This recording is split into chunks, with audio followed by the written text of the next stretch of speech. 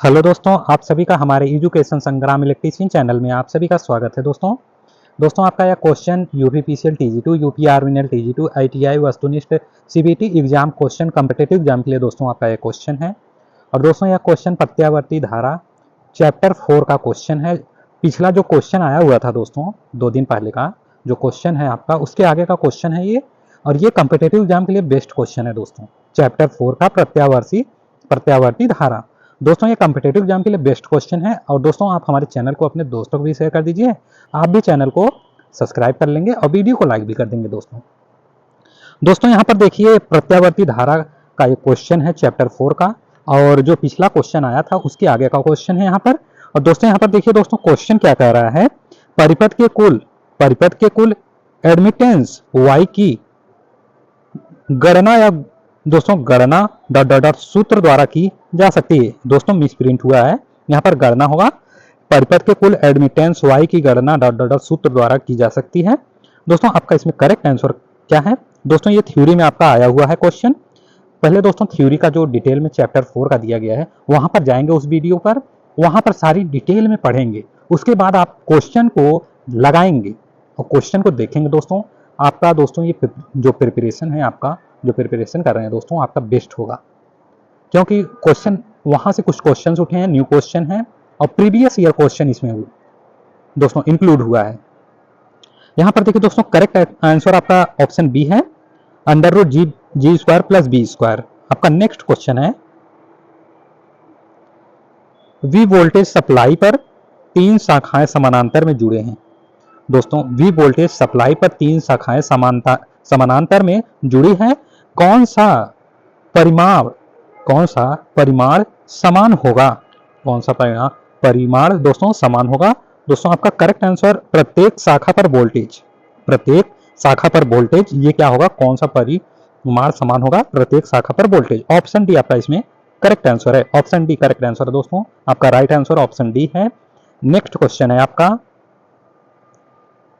दो phase supply में winding का विद्युतीय विस्थापन डॉट डॉट होता है। 2 फेज सप्लाई में जो वाइंडिंग का विद्युतीय विस्थापन होगा कितने डिग्री या कितने अंश पर बनने वाले हैं दोस्तों?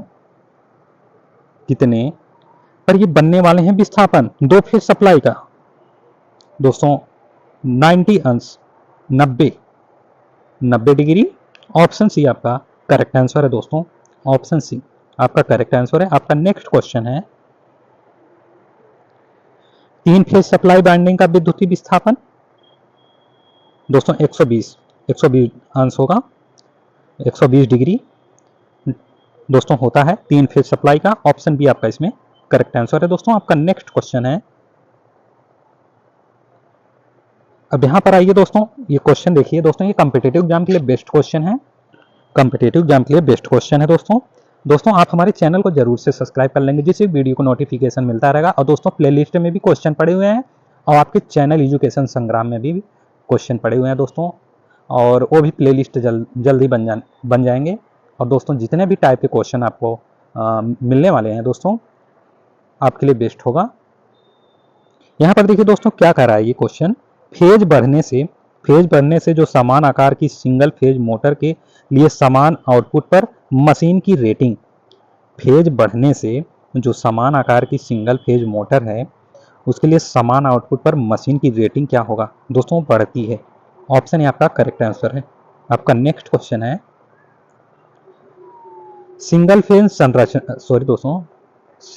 संरचना की तुलना में 3 फेज संचारण दोस्तों आपका ये क्वेश्चन मैं फिर से पढ़ रहा हूँ, थोड़ा सा मिस्टेक हो गया, इसके लिए सॉरी दोस्तों। सिंगल फेज संचारण की तुलना में 3 फेज संचारण की दक्षता होती है दोस्तों, अधिक होती है। ऑप्शन ए आपका करेक्ट आंसर है। आपका नेक्स्ट क्वेश्चन है, बहुफेजी मोटरें डॉट डॉट डॉट कम होती हैं। बहुफेजी मोटरें क्या होती हैं? कम होती हैं। इस चारों ऑप्शन में आपको बताना है कि क्या होने वाला है दोस्तों। आपका राइट आंसर ऑप्शन सी है, एक्सलरी सहायक वाइंडिंग की आवश्यकता होगी। इसमें एक्सलरी सहायक बाइंडिंग की आवश्यकता कम होती है बहुफेजी मोटरों में? ऑप्शन सी आपका करेक्ट आंसर है। आपका नेक्स्ट क्वेश्चन है, तीन फेज सप्लाई का फेज अनुक्रम डॉट डॉट डॉट डॉट द्वारा निर्धारित किया जा सकता है।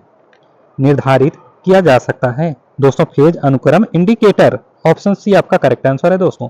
तीन फेज सप्लाई का जो तीन फेज सप्लाई का जो फेज अनुक्रम इंडिकेटर द्वारा निर्धारित किया जा सकता है। ऑप्शन सी आपका करेक्ट आंसर है। आपका नेक्स्ट क्वेश्चन है, सिंगल फेज अल्टरनेटर की तुलना में तीन फेज अल्टरनेटर तुल्यकालन सिंक्रोनाइजिंग समानांतर ऑपरेशन। दोस्तों आपका इसमें करेक्ट आंसर है ऑप्शन ए सरल होता है। सरल होता है। मैं इस क्वेश्चन को फिर से दोहरा दे रहा हूं दोस्तों, इंपॉर्टेंट है क्वेश्चन। सिंगल फेज अल्टरनेटर की तुलना में तीन फेज अल्टरनेटर जो तुल्यकालन समानांतर ऑपरेशन होगा वो सरल होता है। ऑप्शन ए आपका करेक्ट आंसर है। आपका नेक्स्ट क्वेश्चन है, समान शक्ति के लिए सिंगल फेज संचारण की तुलना में तीन फेज संचारण में तांबा क्षति डॉट डॉट डॉट होती है। तांबा क्षति होती है दोस्तों, कम होती है। तांबा क्षति कम होती है। ऑप्शन सी आपका इसमें करेक्ट आंसर है दोस्तों। आपका नेक्स्ट क्वेश्चन है, यहां पर देखिए दोस्तों ये जो सिंबल दिखाता है आपका, ये फेज का सिंबल दिखाता है, तीन फेज का सिंबल दिखाता है। ये फाई है। 3 मोटर की तुलना में 1 या एक फेज मोटर का शक्ति गुणांक डॉट डॉट डॉट क्या होगा दोस्तों? कम होता है। जो तीन फेज मोटर की तुलना में एक फेज मोटर की जो शक्ति गुणांक होगा कम होता है। ऑप्शन बी आपका करेक्ट आंसर है। आपका नेक्स्ट क्वेश्चन है, सिंगल फेज संचारण प्रणाली की तुलना में तीन फाई फेज संचारण प्रणाली, सिंगल फेज संचारण प्रणाली में जो तीन फेज संचारण प्रणाली है दोस्तों, इसमें क्या होता है कि अधिक निर्भर योग्य होती है। सॉरी दोस्तों, ऑप्शन सी है आपका करेक्ट। ऑप्शन सी करेक्ट, अधिक निर्भर योग्य होती है। Option C. आपका नेक्स्ट क्वेश्चन है, बहुफेजी प्रणाली में फेज अनुक्रम डॉट डॉट डॉट द्वारा प्रदर्शित किया जाता है। इस क्वेश्चन को मैं दोहरा रहा हूं दोस्तों, फिर से नोट करिए। बहुफेजी प्रणाली में फेज अनुक्रम डॉट डॉट डॉट द्वारा प्रदर्शित किया जाता है। इसमें आपको बताइए कि बहुफेजी जो प्रणाली होता है इसमें कैसे फेज अनुक्रम द्वारा प्रदर्शित किया जाता है दोस्तों? RYB। ऑप्शन डी आपका करेक्ट आंसर है दोस्तों। ऑप्शन डी आपका करेक्ट आंसर है। आपका नेक्स्ट क्वेश्चन है, स्टार जोड़ के लिए बाइंडिंग के टर्मिनल जोड़े जाते हैं दोस्तों।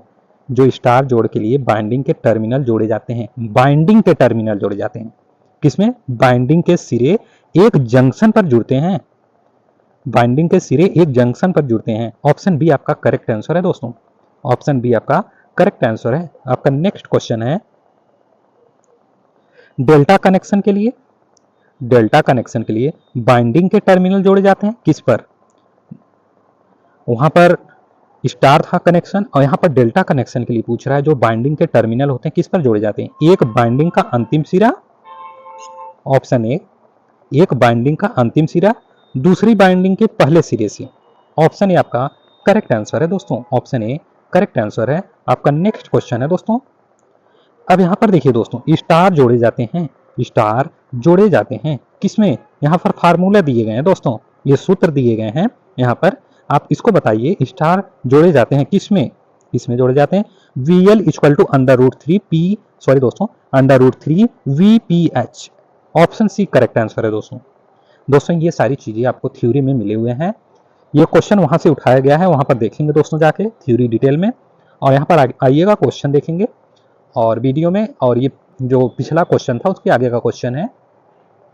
और अभी आपका क्वेश्चन और आने वाले हैं चैप्टर 4 से, प्रत्यावर्ती धारा से। आपका नेक्स्ट क्वेश्चन है दोस्तों, स्टार जोड़ में यहाँ पर देखिए दोस्तों, स्टार जोड़ में क्या होगा आपका? यहाँ पर फार्मूला आपका स्टार जोड़ में क्या होगा? Option A IL equal to IPH होगा स्टार जोड़ में। ऑप्शन ए करेक्ट आंसर है दोस्तों। आपका नेक्स्ट क्वेश्चन है, डेल्टा जोड़ में। अब यहाँ पर आप बताएंगे डेल्टा जोड़ डेल्टा जोड़ में क्या करेंगे दोस्तों, VL equal to VPH। Option A आपका करेक्ट आंसर है दोस्तों, ऑप्शन ए आपका करेक्ट आंसर है। आपका नेक्स्ट क्वेश्चन है दोस्तों, यहां पर देखिए दोस्तों क्या है, डेल्टा जोड़ में क्या होगा, IL equal to under root 3 IPH। Option B आपका करेक्ट आंसर है। डेल्टा जोड़ में IL equal to under root 3 IPH होगा। ऑप्शन बी आपका करेक्ट आंसर है। और आपका नेक्स्ट क्वेश्चन है दोस्तों, 3 फेज लोड की, क्वेश्चन देखिए दोस्तों, 3 फेज लोड की पावर किस अभिव्यक्ति द्वारा निर्धारित की जा सकती है। 3 फेज लोड की जो पावर किस अभिव्यक्ति द्वारा निर्धारित की जा सकती है, आपको ये बताना है दोस्तों। Under root 3 VL cos 5। Option B आपका करेक्ट आंसर है दोस्तों, ऑप्शन बी। आपका नेक्स्ट क्वेश्चन है, स्टार जोड़ में 3 समान लोड जुड़े हैं। स्टार जोड़ में 3 समान लोड जुड़े हैं। न्यूट्रल में धारा डॉट डॉट डॉट होगी, धारा होगी न्यूट्रल में क्या होगी दोस्तों, शून्य होगी।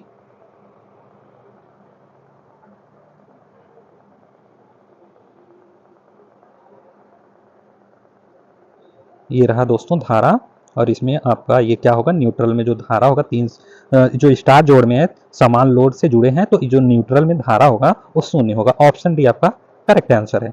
नोट करेंगे दोस्तों, इंटरव्यू क्वेश्चन है ये, समझ लीजिए एक प्रकार से। जब धारा तीन फेज में धारा जा रहा है, तो जो न्यूट्रल का तार होगा वो तो शून्य होगा। इसमें बताया गया है क्वेश्चन में कि शून्य होगा। जब आपसे एग्जामिनर क्वेश्चन पूछेगा कि 3 फेज में धारा प्रवाह हो रहा है, तो न्यूट्रल तार में क्या धारा प्रवाह होगी, धारा प्रवाह होगी,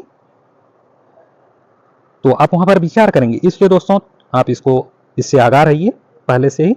जो 3 तार में धारा जा रही हैं, जो न्यूट्रल की जो तार होंगी उसमें जो धाराएं होगी शून्य होगी। ऑप्शन डी आपका करेक्ट आंसर है। आपका नेक्स्ट क्वेश्चन है,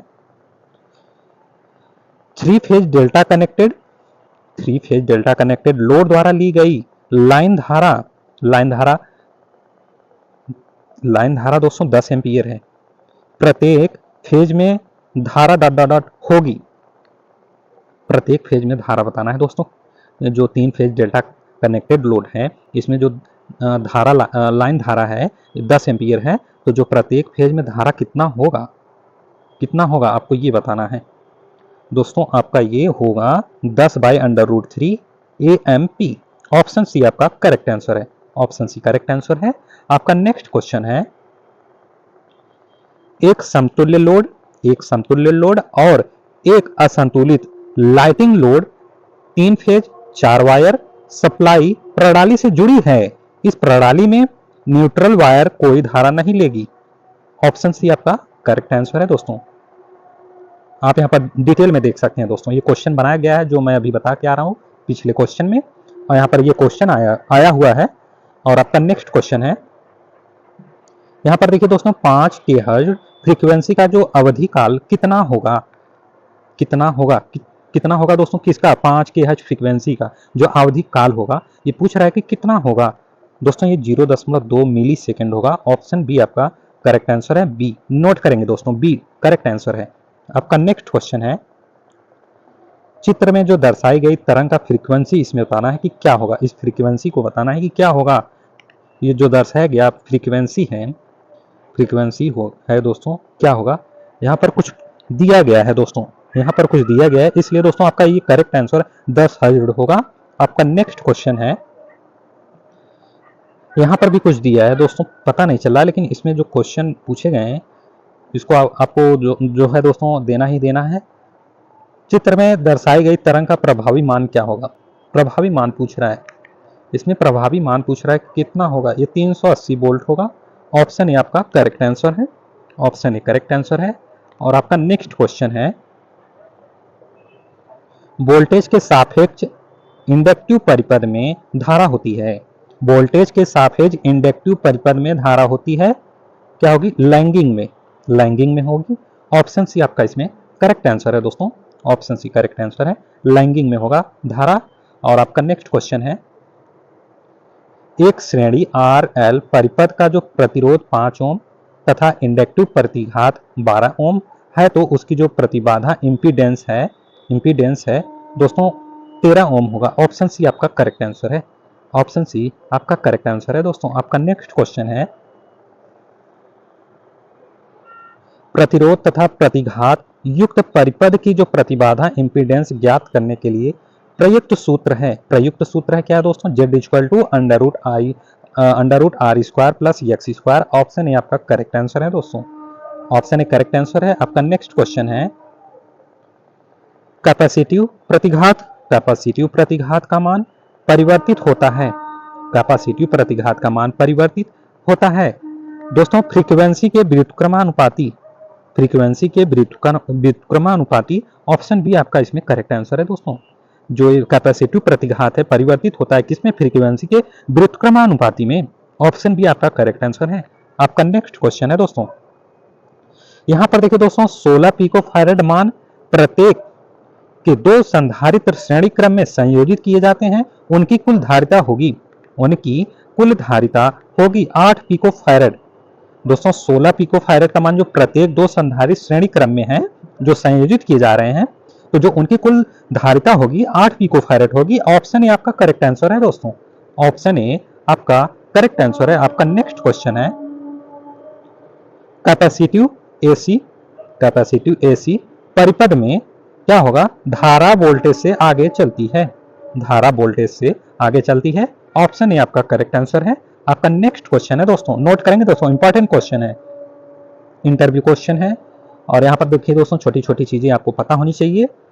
और यहाँ पर देखिए दोस्तों चैप्टर बाय चैप्टर आपका क्वेश्चन आने वाले हैं। और यहाँ पर क्वेश्चन अब देखिए, यदि PT इक्वल टू वास्तविक शक्ति है तथा PA जो आभासी शक्ति हो, तो जो शक्ति घटक है पावर फैक्टर के लिए कौन सा संबंध इसमें सही होगा?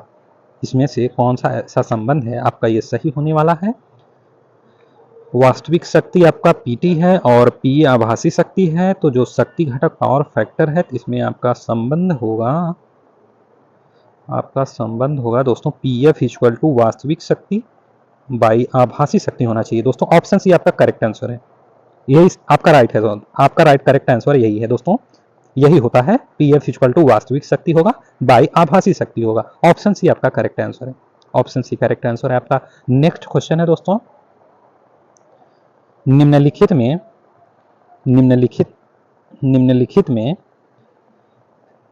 में से कौन सा संबंध सही है? जबकि जो PA आभासी शक्ति है और PT वास्तविक शक्ति, तो PR प्रतिघात शक्ति है रिएक्टिव पावर में। तो आपको इसमें बताना है कि क्या होगा। PA equal to under root P1 square plus PR square under root में है। ऑप्शन सी आपका ये करेक्ट आंसर है दोस्तों। जो ये PR प्रतिघात का रिएक्टिव पावर आपको यहाँ पर बता रहा है, ये सूत्र, इसको आप नोट करिए, इसको याद रखिए। क्वेश्चन बनता है दोस्तों, क्वेश्चन पिछले वीडियो में आया हुआ था, बहुत सारे क्वेश्चन आए हुए थे वहाँ पे, और मैं तो 2 क्वेश्चन और कुछ एक एग्जाम्पल के तौर पर क्वेश्चन बताया हुआ था वहाँ पे। वहाँ पर दोस्तों मेरे वॉइस को पकड़ेंगे तो वहाँ पर आपका जो क्लियरेंस होगा, क्लियर हो जाएगा क्वेश्चन। दोस्तों बेस्ट क्वेश्चन बताया हुआ वहाँ पे, वो वीडियो जाके पिछला जो क्वेश्चन अभी 2 दिन हुआ है वहाँ पर आप जाके देख सकते हैं दोस्तों। बेस्ट क्वेश्चन है आपका। ये एग्जाम्पल जो मैं बताया हुआ हूँ वहाँ से दोस्तों लगभग कम से कम 15-20 क्वेश्चन आ रहे हैं, और जो कम्पिटेटिव एग्जाम के 3-4 क्वेश्चन पूछे जाते हैं आपके लिए। और यहाँ पर देखिए दोस्तों आपका नेक्स्ट है, SI प्रणाली में आवृत्ति का मात्रक है। SI प्रणाली में जो आवृत्ति का मात्रक पूछ रहा है दोस्तों मैं बताया हूँ क्वेश्चन में, बताया हूँ जो आवृत्ति के मात्रक होगा हर्ट्ज होगा। ऑप्शन ए करेक्ट आंसर है। जो थ्योरी आया हुआ था वहाँ पर क्वेश्चन आवृत्ति का जो मात्रक हुआ था बताया गया था, वहाँ पर डिटेल में जाएंगे तो वहाँ पर आपको मिलने वाले हैं ये SI प्रणाली में जो आवृत्ति का मात्रक हर्ट्ज होता है। ऑप्शन ए करेक्ट आंसर है। ऑप्शन ए आपका करेक्ट आंसर है। आपका नेक्स्ट क्वेश्चन है, AC धारा की जो समय अवधि है दोस्तों, ये क्वेश्चन पिछले क्वेश्चन में आया हुआ, सॉरी दोस्तों ये क्वेश्चन अभी हाल कुछ क्वेश्चन के पहले आया हुआ था।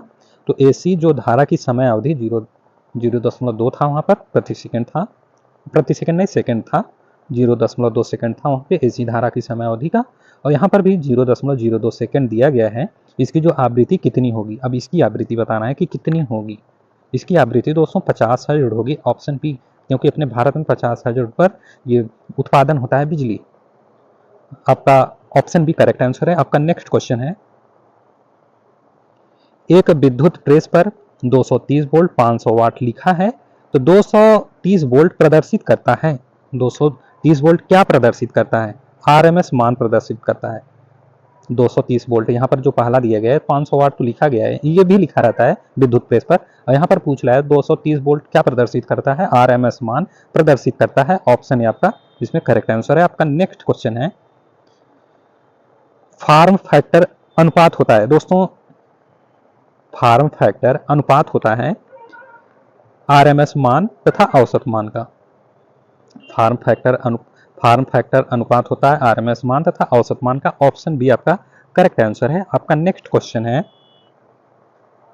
दोस्तों, इसमें कुछ न्यू क्वेश्चन भी हैं, नोट करेंगे। जो न्यू क्वेश्चन है दोस्तों, आपको तो पता ही चल रहा है कि कौन सा न्यू है, और जो चैप्टर से आपके आए हुए हैं वो भी पता चल रहा है कि आपको मतलब कहाँ से ये क्वेश्चन बन रहे हैं, कैसे बन रहे हैं, क्या लिखा गया है, क्या पूछ रहा है। यहाँ पर अब आइए देखिए दोस्तों, शुद्ध प्रतिरोधी परिपथ के लिए, शुद्ध प्रतिरोधी परिपथ के लिए निम्न में से कौन सा कथन सही है।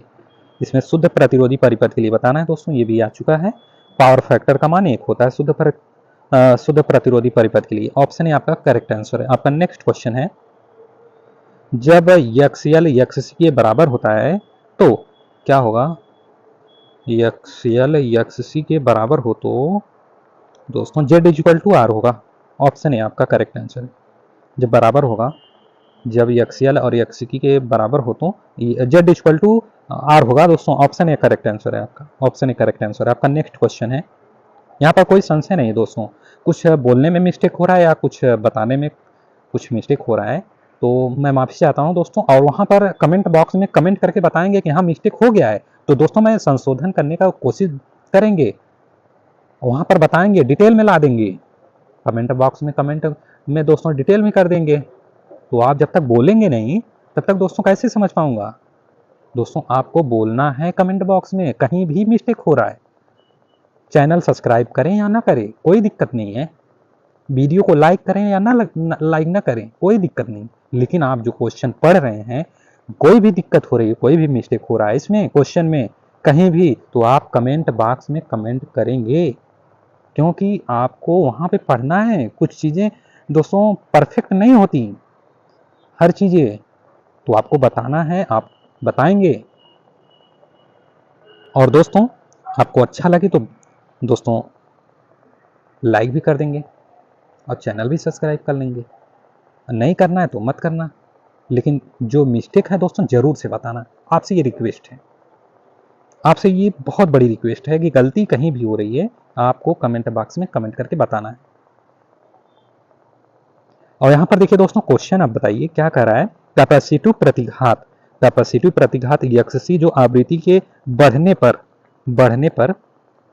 क्या हो रहा है दोस्तों? ये कैपेसिटिव प्रतिघात यक्ससी आवृत्ति के बढ़ने पर क्या होगा दोस्तों? ये घटता है। ऑप्शन बी आपका करेक्ट आंसर है, घटता है। Option B, option B note करेंगे दोस्तों, ये राइट है, आपका करेक्ट आंसर है ऑप्शन बी। और आपका नेक्स्ट क्वेश्चन है,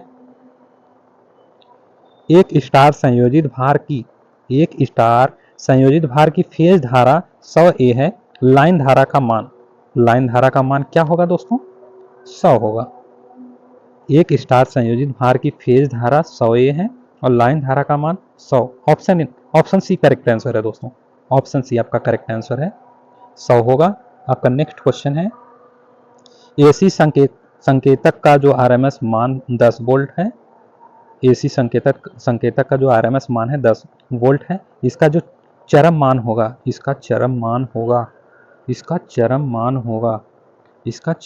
दोस्तों ये आया हुआ क्वेश्चन है, क्वेश्चन आया हुआ है, मतलब आप वहां पर जाएंगे डिटेल में, थ्योरी में जाएंगे तो वहां पर ये क्वेश्चन मिलने वाले हैं। ये 14.14 वोल्ट। ऑप्शन बी आपका करेक्ट आंसर है, ऑप्शन बी करेक्ट आंसर है। आपका नेक्स्ट क्वेश्चन है दोस्तों, साइन तरंग का जो फॉर्म फैक्टर निम्न के समतुल्य है, साइन तरंग का जो फॉर्म फैक्टर है, साइन तरंग का इसमें निम्न समतुल्य है। तो IRMS बाई IAB ऑप्शन ही आपका करेक्ट आंसर है दोस्तों। आपका एक ऑप्शन है करेक्ट आंसर। जो साइन तरंग का जो फॉर्म फैक्टर है, इसका जो समतुल्य है IRMS है by IAB, option A correct answer. आपका नेक्स्ट क्वेश्चन है, एक आदर्श धारा स्रोत में होना चाहिए, एक आदर्श धारा स्रोत में होना चाहिए अनंत आंतरिक प्रतिरोध, अनंत आंतरिक प्रतिरोध, ऑप्शन बी। नोट करेंगे दोस्तों, ऑप्शन बी, ऑप्शन बी आपका करेक्ट आंसर है। आपका नेक्स्ट क्वेश्चन है, उच्च आवृत्ति पर प्रेरक प्रतिघात का मान, उच्च आवृत्ति पर प्रेरक प्रतिघात का मान क्या होगा दोस्तों? बढ़ जाता है। उच्च आवृत्ति पर जो प्रेरक प्रतिघात का मान है बढ़ जाता है, ऑप्शन एक करेक्ट आंसर है, ऑप्शन एक करेक्ट आंसर है। आपका नेक्स्ट क्वेश्चन है, एक आदर्श धारा स्रोत का, सॉरी दोस्तों, एक आदर्श धारा स्रोत का है और शून्य शून्य दोस्तों आंतरिक चालकता एक आदर्श धारा स्रोत का है, शून्य आंतरिक चालकता, ऑप्शन ए करेक्ट आंसर है दोस्तों, ऑप्शन ए करेक्ट आंसर है। आपका नेक्स्ट क्वेश्चन है, अच्छे सुचालक का विशिष्ट प्रतिरोध, अच्छे सुचालक का विशिष्ट प्रतिरोध क्या होगा? किसी निश्चित तापमान पर स्थिर रहता है और सुचालक के पदार्थ पर निर्भर करता है, option D, option D correct answer है दोस्तों। आपका नेक्स्ट क्वेश्चन है, त्रिकला स्टार संयोजन में वोल्टता नीचे वर्णित जितनी होती है, त्रिकला स्टार संयोजनों में वोल्टता नीचे, दोस्तों त्रिकला जो स्टार संयोजन है इसमें जो वोल्टता नीचे वर्णित जितनी होती है अंडर रूट 3 कला वोल्टता, ऑप्शन सी आपका करेक्ट आंसर है।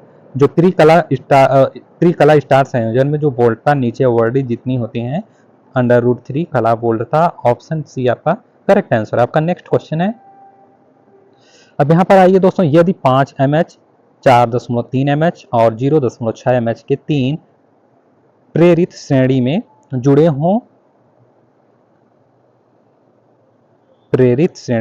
हों तब कुल प्रेरकत्व होगा दोस्तों, सारी प्रेरकत्व आपका दोस्तों 9.9 mH होगा, ऑप्शन ए आपका करेक्ट आंसर है। श्रेणी में जुड़े हुए हैं तो 9.9 mH होगा, ऑप्शन ए आपका करेक्ट आंसर है, ऑप्शन ए। नोट करेंगे दोस्तों, ऑप्शन ए करेक्ट आंसर है। आपका नेक्स्ट क्वेश्चन है, इंपीडेंस ट्रायंगल बनाता है, जो इंपीडेंस ट्रायंगल बनाता है द्वारा इंपीडेंस बनाता है, इंपीडेंस, रेजिस्टेंस और रिएक्टेंस, ऑप्शन बी आपका करेक्ट आंसर है दोस्तों, ऑप्शन बी आपका करेक्ट आंसर है, ऑप्शन बी। इंपीडेंस और जो ट्रायंगल बनाता है, इंपीडेंस, रेजिस्टेंस और reactance, option B correct answer. आपका नेक्स्ट क्वेश्चन है, लाइन वोल्टेज के बराबर फेज वोल्टेज में होता है, लाइन वोल्टेज के बराबर में फेज वोल्टेज होता है डेल्टा कनेक्शन में, ऑप्शन बी आपका करेक्ट आंसर है। लाइन वोल्टेज के बराबर फेज वोल्टेज में होता है डेल्टा कनेक्शन में, आपका बी करेक्ट आंसर है। आपका नेक्स्ट क्वेश्चन है दोस्तों, यहाँ पर देखिए दोस्तों, आदर्श वोल्टेज स्रोत का जो आंतरिक प्रतिरोध होता है शून्य, जो आदर्श वोल्टेज स्रोत का जो आंतरिक प्रतिरोध होगा वो शून्य होगा, ऑप्शन बी आपका करेक्ट आंसर है। आपका नेक्स्ट क्वेश्चन है, अनुकंपन